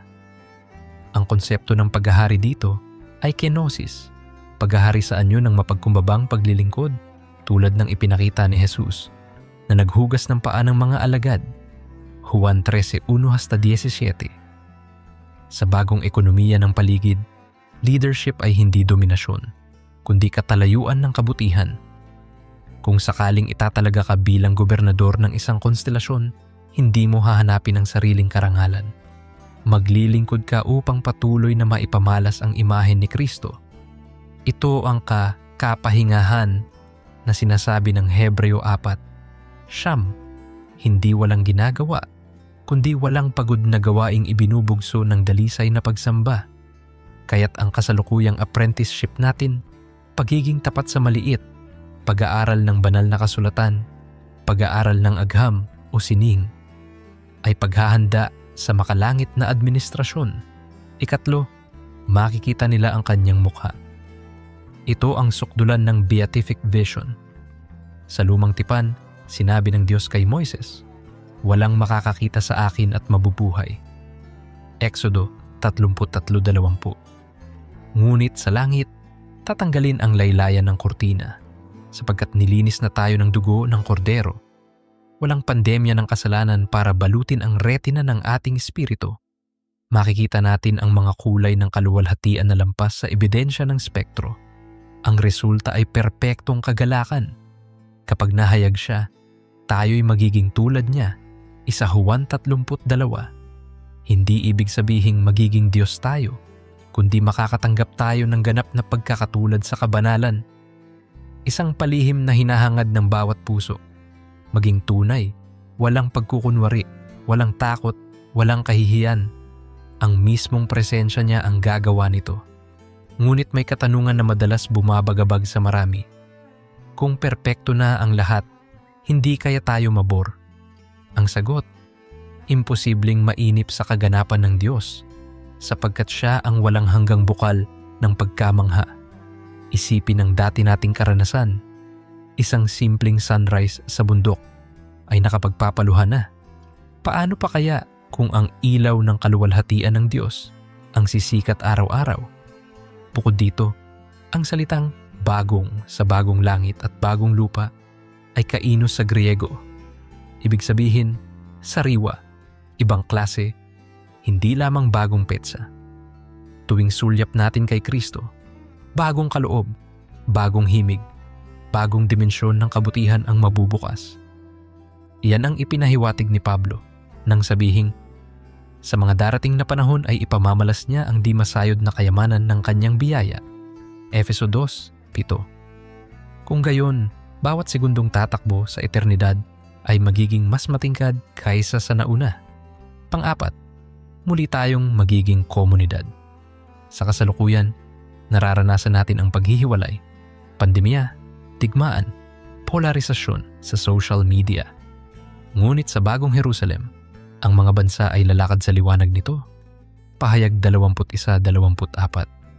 Sa madaling salita, mananatili ang pagkakaiba-iba, iba't ibang kultura, wika, alaala, ngunit walang inggit o pagmamataas. Ang lahat ng lahi ay magbubukas ng kani-kanilang kaluwalhatian, tulad ng paghahain ng handog. Maaaring magdala ang mga Pilipino ng koro, ng makabagong kundiman. Maaaring maglingkod ang Ethiopians ng sayaw na naglalarawan sa Red Sea Crossing. Maaaring ialay ng Koreano ang pinakamahuhusay na kimchi upang ipagdiwang ang masaganang ani sa pista ng mga tolda. Sa bagong kalendaryo, ang kaisipan ni Pablo sa Efeso 3:10, ang ibayong karunungan ng Diyos ay ipahayag sa pamamagitan ng iglesia ay magaganap sa sukdulan. Ang multicultural na pagsasalo-salong 8 bilyong iba't ibang kwento ng pagtubos ay magiging kaleidoscope ng papuri. Ngayon, dalhin natin pabalik ang intuwisyon na ito sa araw-araw. Ang layunin ng propesya ay hindi takutin, kundi hubugin ang asal. Una, magpaka-investor ng eternidad. Hinihikayat tayo ni Jesus na magtipon ng kayamanan sa langit. Mateo 6:10. Ano ang kayamanang iyon? Mga kaluluwang nailapit mo kay Kristo, mga taong napakain ng iyong malasakit, mga dinala mong tawa sa gitna ng kanilang lumbay. Kapag ang kapitbahay mong dating adik ay naglalakad sa lansangang ginto at nagpasalamat sa iyo, mararamdaman mong sulit ang bawat luhang pinatak mo sa pag-aayuno para sa kanyang kaligtasan. Iyan ang ROI na hindi matutumbasan ng stock market. Ikalawa, pairalin ang afinidad ng hinaharap sa pang-iingat ng kalikasan. Kung sa bagong lupa ay muling babangon ang Edenikong hardin, dapat ngayon pa lang sumibol na sa puso nating ingatan at pangalagaan ang nilikha. Genesis 2:15. Ang pagbawas ng single-use plastic, reforestation projects, at malikhain ngunit etikal na biotech ay hindi lamang green advocacy. Rehearsal iyan sa papel nating tagapamahala. Kung ikaw ay developer ng software, isipin mo kung paano makatutulong ang app sa waste-to-energy microgrids. Kung ikaw ay estudyanteng agriculturist, pag-aralan mo na ang regenerative farming. Baka ikaw ang italagang chief agronomist ng isang bagong kontinente sa eternidad. Ikatlo, yakapin ang espiritu ng pagkamatay. Huwag bigyang poder ang takot sa kamatayan sapagkat ito ay panalo. Filipos 1:21. Pinatunayan ni Stephen Covey sa kanyang prinsipyo ng begin with the end in mind. Ngunit daig iyon ng Kristiyano. Begin with no end in mind dahil walang katapusan ng ating buhay. Kaya't kung nakikipagnegosyo ka, huwag mandaya. Tatayo kang harap-harapan sa pinunong nakita ng lahat. Kung ikaw ay magulang, itanim ang salita ng Diyos sa mga anak. Ang pananampalataya nila ay magiging pamana mong lampas sa libingan. At kung iniisip mong walang saysay ang simpleng pag-aalaga ng isang lola, alalahanin mo ang babaeng walang pangalan na ibinuhos ang pabango kay Jesus. Marcos 4:9. Ang kwento niya ay inaalala sa buong mundo hanggang ngayon. Ikaapat, pahalagahan ang kapatiran. Ang bagong lungsod ay may 12 pintuan, hindi iisang private entrance. Nangangahulugang relational ang disenyo ng langit. Kaya't kung may tampuhan sa kapatid sa iglesia, ayusin bago mag-sunset. Kung may utang na, I'm sorry sa asawa o kaibigan, huwag ipagpabukas. Dagdag pa, sikaping magkaroon ng multicultural friendships sapagkat iyon ang musikang tutugtog sa bagong lungsod. Kapag kumanta ka ng Revelation song sa harap ng iba't ibang lahi, parang preview iyon ng samba ng eternity. Ikalima, magbabad sa Biblia. Ang bagong tipan at lumang tipan ay hindi lamang dalawang bahagi ng ancient library. Balangkas sila ng hiwaga ng Diyos. Sa langit ay 30 minuto ng katahimikan. Pahayag 8, unang talata. Parang cosmic sela para mag-reflect. Inilaan tayo ngayon ng Panginoon ng quiet time para tikman ang kaloobang iyon. Gumamit ng mga aplikasyon, gumawa ng soap journaling, magsalin sa wikang heart language mo, at hayaang mabago ng salita ang iyong default na reaksyon. Mula sa inis tungo sa tiyaga, mula sa pag-aalinlangan tungo sa pananampalataya. Sa katapusan ng ating ika-5 bahagi, balikan natin ang progresyon. Mula sa pagkawasak ng templo hanggang New Jerusalem, isang malaking kwento itong nagtatahi sa bawat butil ng luha at butil ng tagumpay mo. Kung nakararamdam ka man ngayon ng kabigatan, hawakan mo ang pangako ni Jesus sa Juan 14:2. Sa bahay ng aking ama ay maraming silid. Ako'y paroroon upang ihanda ang lugar para sa inyo. Ang maraming silid ay maaaring tugma sa iyong personalidad. May workshop para sa pintor, may studio para sa musikero, may observatory para sa astronomer. Sa madaling salita, personalized ang pag-ibig ng Diyos. Hindi generic, hindi mass-produced. Kaya sa tuwing sisilip ka sa bintana at makikita mong tila dumarami ang ulap ng digmaan, korupsyon at pandemya, alalahanin na iyon ay transient. Isang sandali silang paru-parong lumilipad sa harap ng liwanag ng eternidad. Ang paghihirap sa panahong ito'y hindi karapat-dapat itumbas sa kaluwalhatiang mahahayag sa atin. Roma 8:8. Sa pagsasabuhay mo ng pananampalataya, kahit pa simpleng pag-aalaga sa kapatid, pagtatapat sa panalangin o pag-awit ng himno sa gitna ng traffic sa EDSA, pinapanday mo ang sariling korona na isang araw ay ihahagis mo rin sa paanan ng hari, pahayag 4:10.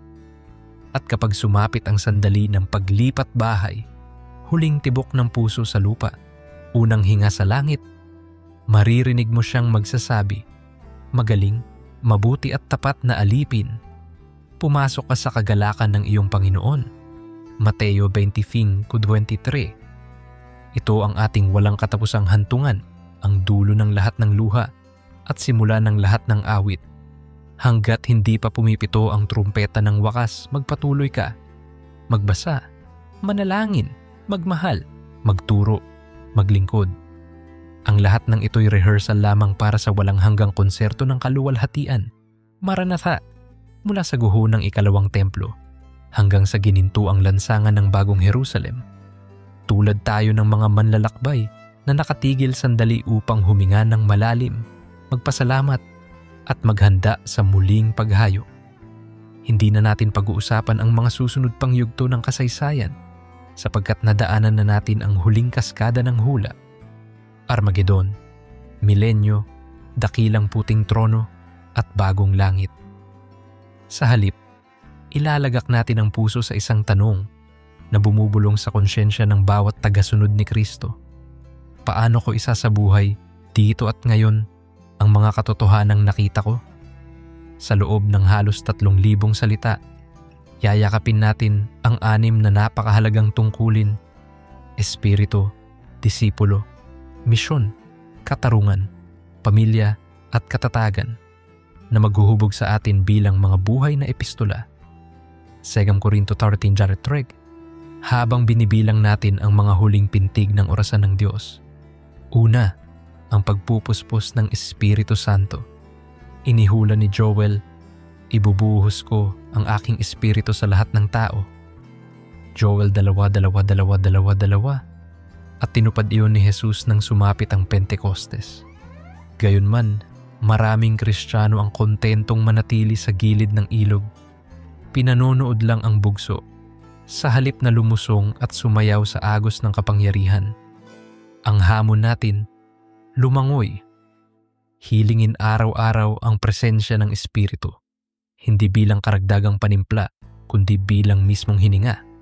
Sapagkat sa kanyang pagdapo, binibigyan niya tayo ng karismata, gaya ng panghuhula, pagpapagaling, kaloob ng dila, at ng karakter, bunga ng pag-ibig, kagalakan, kapayapaan. Galatia 5:22-23. Ang kaloob ay mga kasangkapan Ngunit ang bunga ay matibay na ugat. Kapag nagtulungan ang dalawa, umuusbong ang isang buhay na patotoo na hindi mapapasinungalingan ng mundo. Kaya bago mo buksan ang email tuwing umaga, buksan mo muna ang puso. Espiritu Santo, punuin mo ako upang maging saksi ka ngayon. Gawa 1:8. Ikalawa, ang disipulo. Kung kayo'y manatili sa aking salita, tunay ngang kayo'y aking mga alagad. Juan 8:31. Sa kulturang instant download, gusto nating makuha agad ang lahat ng walang prosesong nagpapahinog. Ngunit binibigyang diin ni Jesus ang pagsunod na pangmatagalan. Ang ritmong hasyenda kung saan hinahayaan ang palay na hinugin ng araw at hamog. Magsimula sa simpleng ritmo ng Lectio Divina. Basahin, magnilay, manalangin, manahimik. Pagsapit ng gabi, mag-eksamen. Balikan ang araw, kilalanin ang grasya, ikumpisal ang pagkukulang, ipasa ang bukas sa kamay ng Ama. Awit 19, 12. Idagdag ang disiplina ng pag-aayuno, hindi upang ipilit ang kamay ng Diyos, kundi upang lumuwag ang grip ng laman. At sa gitna ng matagal na prosesong ito, tandaan ang pangakong hindi nagmamadali. Ang may pasensya ay magkakaroon ng sakdal na gawa. Santiago 1:4. Ikatlo, ang misyon. Hayo kayo at gawin ninyong alagad ang lahat ng bansa. Mateo 28:20. Ang dakilang utos ay hindi travel advisory, kundi mandato. Ngunit maaaring hindi ka man lalakbay papuntang Tibet o Somalia. Baka ang mission field mo ay ang cubicle sa Ortigas, ang comment section ng YouTube, o ang sari-sari store sa kanto. Paano yun? Una, tanungin mo si Holy Spirit kung sinong taong kapayapaan. Lucas 10:6 ang nasa paligid mo. Pangalawa, pakinggan mo ang kanilang kwento bago ka magbahagi. Pangatlo, iugnay ang kwento nila sa kwento ni Jesus. Ang korderong pumapasan ng hiya, depression at utang ng bawat tao. Kapag nagtanong sila tungkol sa pag-asa mo, maging handa kang magbigay sagot ng may kaamuan at paggalang. Unang Pedro 3:27. Tandaan, ang tunay na ebanghelismo ay hindi argumentong nagpapahiya kundi paanyayang nagmamahal. Ika-4, ang katarungan at pangangalaga sa likas na yaman. Sabihin ninyo sa matuwid, mabuti ang kahihinatnan. Isaias 3:10. Ngunit may babalaring sa aba ng nangdadahas. Isaias 10:1. Bilang mga mamamayan ng darating na lungsod, dapat tayong maging tinig ng mga inaapi. Manggagawang walang minimum wage, batang walang classroom, lulang inang OFW na sinasamantala. Hindi sapat ang retweet, kailangan ng buhay na pakikilahok. Pwede kang sumali sa legal aid mission, mag-adapt ng public school reading program, o magsimula ng social enterprise na nagbibigay kabuhayan sa dating bilanggo. Kasabay nito, maging mga marangal na tagapangalaga ng kapaligiran. Sa halip na maging pamilya na lang ang mag-a-adjust, tayong mga Kristiyano ang mag-atras ng sarili para sa kapakanan ng planeta, magtanim, mag-compost, magbawas ng carbon footprint. Sapagkat sa Panginoon ang lupa at ang buong naririto. Awit 24:1. Ang bawat seedling na itinanim mo ay prophetic signpost patungo sa bagong Eden. Ika-5, ang pamilya at buhay trabaho. Turuan mo ang bata ayon sa daan na dapat niyang lakaran. Kawikaan 22:6. Maraming magulang ang hamak sa pakikipagkompetensya sa TikTok at Netflix para lang mapansin uli ng anak sa hapag. Subalit huwag mong maliitin ang puwersa ng simpleng family altar. 10 minutong pagbabasa ng awit bago matulog, kolektibong pag-awit ng isang worship chorus tuwing Sabado at lingguhang affirmation circle kung saan bawat miyembro ay magsasabing, "Nagpapasalamat ako dahil sa hanap buhay maging asin at ilaw." Mateo 5:33-14. Hindi mo kailangang mag-print ng Bible verse sa bawat tarpaulin. Sapat nang ipakita ang integridad, hindi makikipagsabwatan, hindi magnanakaw ng oras, handang magpakumbaba kung nagkamali, at masigasig sa pagkilala sa tagumpay ng iba. Sa ganitong paraan, lumalago ang reputasyon ng Ebanghelyo sa mga boardroom. Ika-6, ang katatagan sa gitna ng paghihirap. Sa mundo'y mayroon kayong kapighatian, ngunit lakasan ninyo ang inyong loob. Juan 16:33. Ang huling mga taon, bago bumalik si Kristo ay puno ng lindol, pandemya, digmaan, at personal na unos. Maaaring mawala ang trabaho mo. Maaaring pumanaw ang minamahal. Maaaring pumalya ang kalusugan. Ngunit 3 sandigan ang hindi magigiba. Una, ang pag-ibig ng Ama, Roma 8:38-39, na hindi nababawasan ng malasakit kahit sa kadiliman. Ikalawa, ang presensya ng komunidad, 1 Thessalonica 5:7, na lumulukob sa iyo sa panalangin. At ikatlo, ang pag-asa ng walang hanggang kaluwalhatian, 2 Korinto 4:17 talata. Sa gitna ng matinding anxiety, gawin mong espiritual na disiplina ang paghinga. Sa bawat pagpasok ng hangin, banggitin sa isip, si Yahweh ay aking pastor. Sa bawat paglabas, hindi ako magkukulang. Awit 23:1. Sinasanay nito ang puso na hindi bumigay sa panik. Sa pag-uugnay ng 6 na tungkuling ito, mabubuo natin ang larawang buhay na inaasam ni Pablo upang makapaghintay tayo sa pag-asa na mapalad at sa pagpapakita ng dakilang kaluwalhatian. Tito 2:13. Isipin mo ang susunod na 20 taon kung sakaling hindi pa bumalik si Jesus. Ilan pang kabataang kababayan natin ang lulubog sa droga? Ilang pamilya pa ang madudurog sa utang? Ilang livelihood ang mawawasak ng baha o tagtuyot? At isipin mo rin, ilang libo ang maliligtas kung bawat mambabasa ng serye nating ito ay magsasabuhay ng espiritu, disipulo, misyon, katarungan, pamilya at katatagan. Ganoon kalalim ang epekto. Sa bawat nanay na magtuturo ng Acts 1:8 sa anak, may puwersang pipigil sa puwersa ng kadiliman. Sa bawat call center agent na tatangging magsinungaling sa kliyente, may isa na namang patotoong sisindi sa dilim. Bilang panghuli, balikan natin ang 3 salita na paulit-ulit na umaalingaw-ngaw mula bahagi 1 hanggang ngayon. Si Jesus darating. Sa wikang Griego, parousia. Sa Aramaic, Maranatha. Kung may natira mang agam-agam sa isip mo, totoo ba talagang babalik siya? Balikan mo ang walang palyang record ng kaniyang mga pangako. Nangako siyang babangon siya sa 3 araw. Nangyari. Nangako siyang ibubuhos ang Espiritu sa Pentecostes. Nangyari. Nangako siyang muling itatayo ang Israel. Nangyari. Bakit siya babigo sa pinakadakilang pangako? Kaya't habang hinihintay natin ang huling trumpeta, tumindig tayong parang tropa na hinihintay ang huling utos ng general. Tinutugtog na ng langit ang overture. Tayo na may naghahasa ng instrumento. Ang puso, isip, kamay. Upang sa unang kumpas ng bato ni Kristo, sumabog tayo sa simponya ng luwalhati. Oo, sabi ng tagapagligtas, darating ako ng madali. Ang sagot natin mula bahagi 1 hanggang bahagi 6, Amen. Pumarito ka na, Panginoong Jesus.